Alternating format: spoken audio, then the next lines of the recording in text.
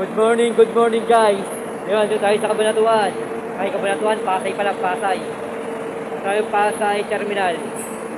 Ngayon, sasagutin natin muli ang isang tanong ng ating mahal na pasahero. Ang kanyang katanungan is, paano pumunta ng Cabanatuan Terminal, Cabanatuan to San Jose del Monte, Bulacan. San Jose del Monte, Bulacan. Cabanatuan to San Jose del Monte, Bulacan. Pag manggagaling po kayo ng Cabanatuan, ang pinakamaganda nyo na lang kung gawin is sakay po kayo ng Pasay. Naka-terminal ng Cabanatuan, sakay po ng terminal ng Cabanatuan ng Pasay. Then baba po kayo ng Balintawak. Sa Balintawak po is, mayroon po doon mga biyaheng papuntang San Del Monte, Bulacan, yung mga sapang palay.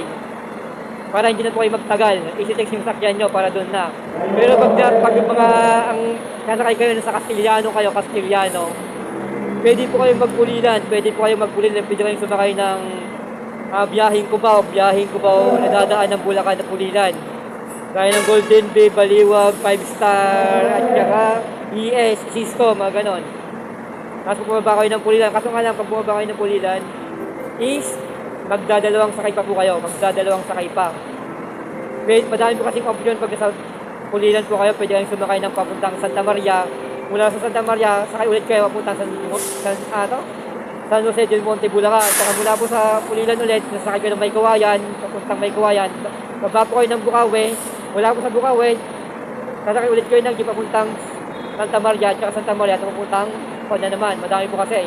Kung first timer ka po, mas maganda na po yung sakay ka na lang po ng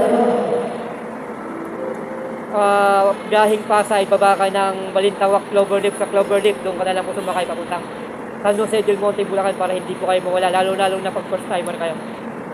Sana nakatulong yung video na to, may comment sa baba yung katanungan para sa susunod natin sa susunod natin video. Thank you and stay good vibe. Thank you.